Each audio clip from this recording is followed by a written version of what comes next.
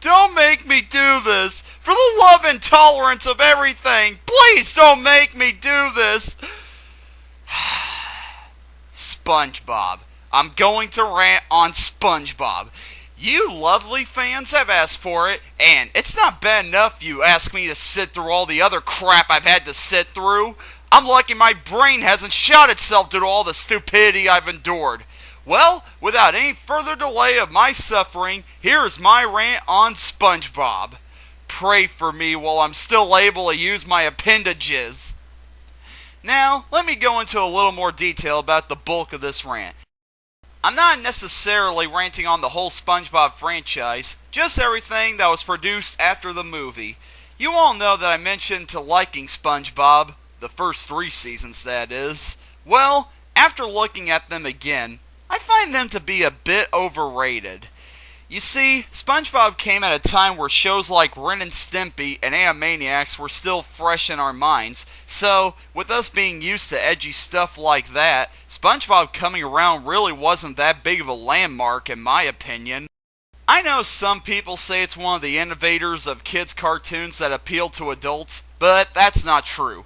There were several other cartoons before SpongeBob that were edgier and made bigger impacts on me. Plus, the show by itself wasn't all that impressive. The episodes were kinda slow-paced, the characters were just a little bit interesting, and the jokes were hit and miss.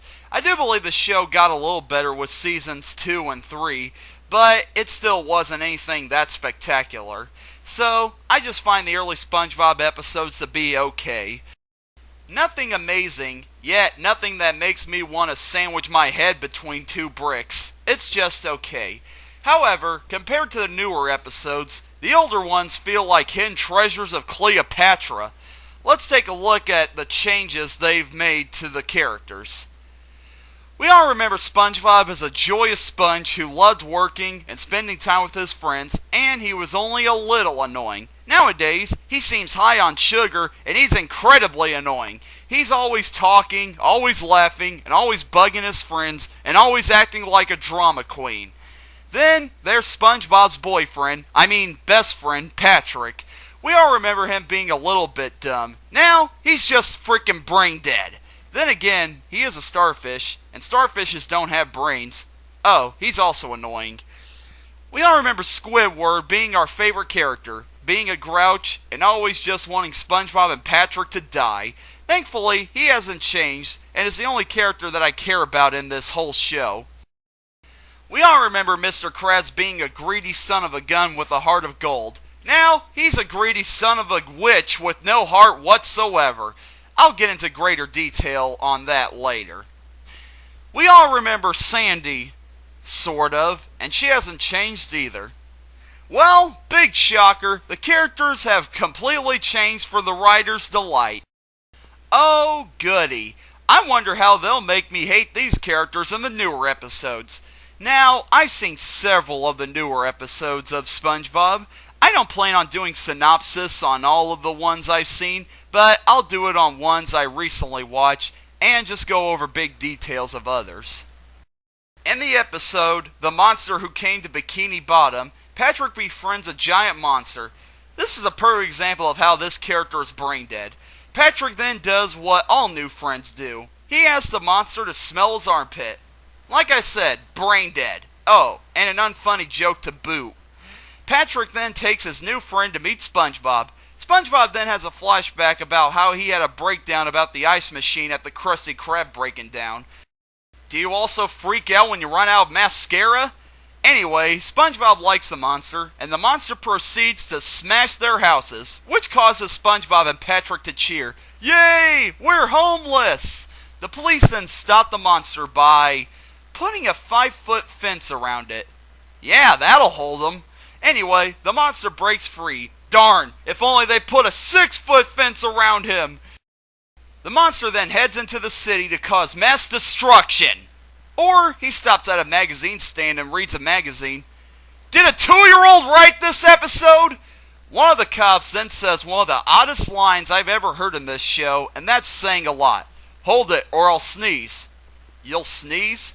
Yeah, that'll do a lot of damage to a 20-foot monster. Patrick then sets his monster friend free, and he becomes an ice maker for the Krusty Krab. Well, glad to know Mr. Krabs is so cheap that he won't fix his own ice machine. This episode sucked. For an episode that had a giant monster in it, it didn't take advantage of it. Think of all the destruction we could have seen out of this monster, but he was too busy reading magazines. My gosh, this episode was painful. The next episode I want to talk about is Welcome to the Bikini Bottom Triangle. In this one, a fog blows into town and things start to disappear. Mr. Krabs disappears along with all the stuff, and SpongeBob and Squidward look for him after they're told by an old captain about the Bikini Bottom Triangle. They eventually end up in the Bikini Bottom Triangle, which is full of other people's stuff, and they find Mr. Krabs.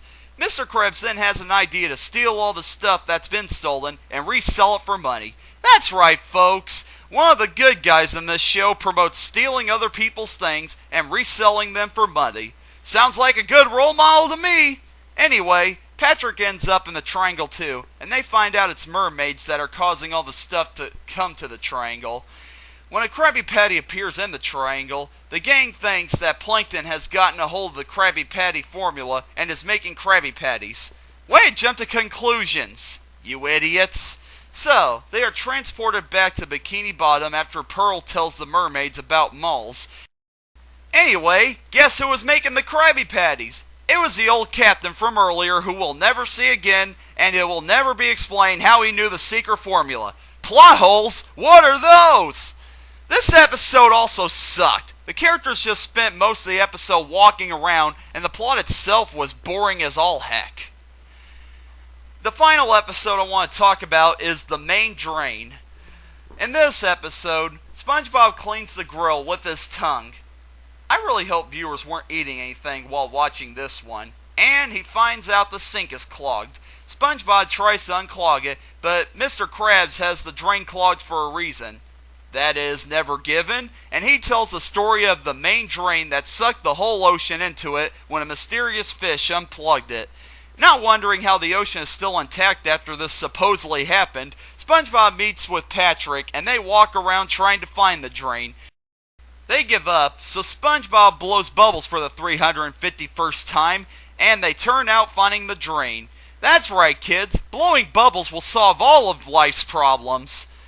SpongeBob and Patrick, being the idiots they are, try to unplug the drain. Suddenly, Mr. Krabs and Plankton somehow knew where SpongeBob and Patrick were, and they meet up with them at the drain. Mr. Krabs and Plankton say they were the ones that unplugged the drain, and they lied so SpongeBob and Patrick wouldn't find the drain. That doesn't even make any sense! How does not telling them you were the ones who unplugged the drain make you think they're not going to look for it? You're better off not telling them about the drain in the first place, you ding-dongs! With all the destruction these two idiots have caused in previous episodes, I'm surprised you would even think they weren't going to go looking for the drain, you morons! So, Patrick unplugs the drain. Again, he's brain dead. And guess the ending. Come on. Guess how this episode ends. Patrick wakes up and it was all just a dream. This episode sucked. The whole plot of it was full of plot holes, and the ending sucks. You know, it's a cartoon. It's okay to have open endings. You don't have to use an "it was all a dream" excuse. The older episodes had plenty of open endings, like when Patrick was put in a can of tuna, or Patrick being stuck in rock bottom. If you would have let the drain kill everybody, it would have been the only funny thing in this whole episode. But no, you ruined it with a stupid cop-out. This show sucks. Well, there's a little glance at the newer episodes of SpongeBob. You know what the sad part is? These aren't even the worst episodes I've seen. That's right, I've seen worse. However, I didn't want to go fully over them because even me making fun of them would kill your brain cells. That's how bad they are. Plus, they were so bad that I've been trying to wipe them from my memory, and it's not working. So, let's keep talking about this piece of crap cartoon while I'm still able to speak English. Here are a few problems I have with the newer SpongeBob episodes. For starters, they feel like a completely different show compared to the older episodes. I'm not kidding. Everything about the newer episodes is completely different from everything in the older episodes. You could say that that's stupid because it has the same characters, but no. These aren't the same characters I remember from when I was a kid. Here, try this. Watch an old episode of SpongeBob, and then watch a new episode, and prepare for a complete mind screw. Another problem with this show is the characters in each episode are either jerks or idiots. There is no in between. Well, there is Sandy, but she's bland. Yes, because we all know the only character traits in animation are either jackholes or morons. This problem leads to episodes getting repetitive. One character does something stupid or annoying, and the jerk character yells. Another character does something stupid or annoying, and another jerk character yells. My gosh, it's like a shortened version of an unfunny Marx Brothers movie. My next problem centers around one character, Mr. Krabs. Good potatoes, I hate this guy. He is such an evil, heartless, greedy character. Oh, you want proof of this madman's evilness? Well, here are some examples. In the episode Plankton's Regular, Plankton gets one customer to come to his restaurant every day. Mr. Krabs starts to get paranoid and tries to steal Plankton's recipe for chum. At the end of the episode, Plankton loses his customer and cries, and Mr. Krabs sits there and enjoys Plankton's misery. Wow, a few sentences and I already have several things wrong with Mr. Krabs' character. 1. Really, Krabs? Are you so caught up in competition that your rival can't have one frickin' customer compared to your hundreds? Yeah, because your competition will be able to surpass you in business when he only has one customer that's probably not even giving him enough money to pay for the electric bill. 2. How hypocritical is it that you don't want Plankton stealing your recipes, but you can steal his? I'm still trying to figure out who's the villain in this show. 3rd, Mr. Krabs shows how much of a sadist he is when he just sits there and enjoys Plankton's suffering. Yeah, just throw Plankton a razor blade while you're at it, you horror movie villain! However, this isn't the only example of Mr. Krabs being a heartless jerk. There is an even bigger one. In the episode One Course Meal, Mr. Krabs finds out that Plankton is afraid of whales after Pearl terrifies Plankton during one of his failed attempts to steal a Krabby Patty. So, what does Mr. Krabs do? He dresses up as Pearl, goes to the chum bucket, and scares Plankton, driving him to the point of insanity? I'm confused. Plankton's the one I'm supposed to be rooting for, right? What? He's not? He's the villain? Are you sure? That freaking Krab seems like a bigger villain than that poor Zootoplankton. So, Plankton decides that he can't stand living with a fear of whales, so he lays out in the middle of the road and waits for a car to run him over. That's right, he's at the point of suicide due to Mr. Krabs scaring the crap out of him. So, SpongeBob goes and tells Mr. Krabs what Plankton's doing, and, believe it or not, Mr. Krabs is heartbroken. He realized that he's done something wrong, and he's taken responsibility for it. He goes to Plankton and apologizes for all the pain and misery he caused Plankton. From this point on, they decide to be business partners, and Mr. Krabs even gives Plankton the Krabby Patty formula. They become best friends, and... yeah, I'm lying. That's not what happens. Actually, Mr. Krabs just laughs and shakes off the fact that his former best friend is about to commit suicide. Okay, that's it. I'm done. I'm freaking done. I honestly can't believe that we live in a world where the most popular kids cartoon on right now has a main character who can be this sick and heartless. If this would have been any other cartoon, Soccermoms would have been burning down cartoon studios. But no, it's freaking SpongeBob. SpongeBob's able to get away with anything because it's popular, and it's an excuse for parents to get their TV to babysit their kids. Might I bring up the Derpy controversy again? Derpy is just a clumsy pony that shows no signs of being mentally challenged, and she gets censored.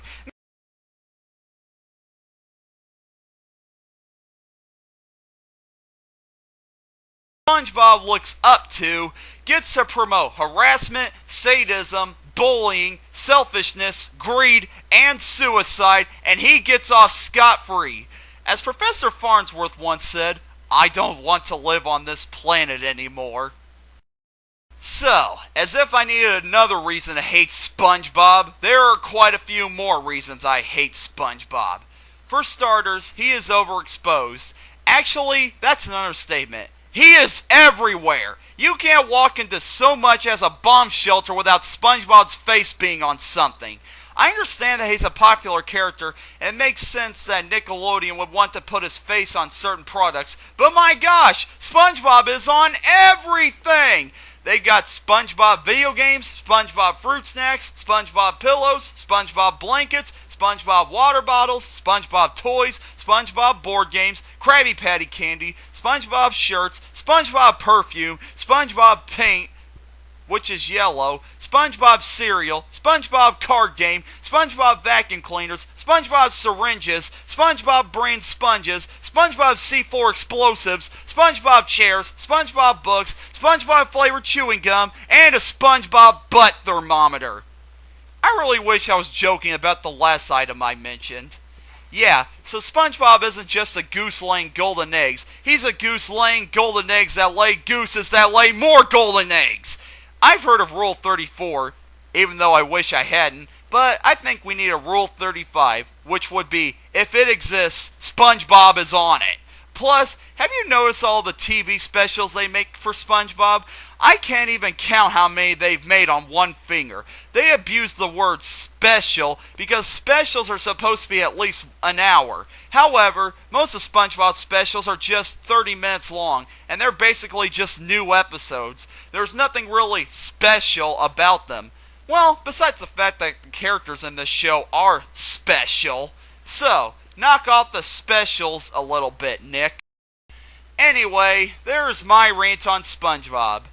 This was a very hard rant for me to do because the new episodes of SpongeBob are so bad that they have to be seen to be believed. Even my summaries don't sum up how bad they are. Anyway, my main problem with SpongeBob is not the show itself. Okay, maybe some of it is, but how, despite the fact that this show's own creator wanted to end the show with the movie, Nick said screw that and kept the show going because it's a cash cow for them. That's just sad. With this show containing dumb characters, evil characters, cliched and childish plots, lazy humor, and being overexposed, it hurts my stomach thinking about how long this show will continue. I like to call SpongeBob this generation's Scooby-Doo, but Scooby-Doo is still on in this generation! It sucks because since SpongeBob appeals to kids, kids don't know varying qualities of shows, so they'll watch it no matter what, and as long as new kids come around, I feel SpongeBob will never go away. Thank goodness for quality modern cartoons like Ponies, The Simpsons, Gravity Falls, and Phineas and Ferb to keep the adults from blowing their brains out. Anyway, I'm Ben, and I'm signing out. I'm gonna go get a refund on the SpongeBob brand butt thermometer. Seriously, what the truck, Nick?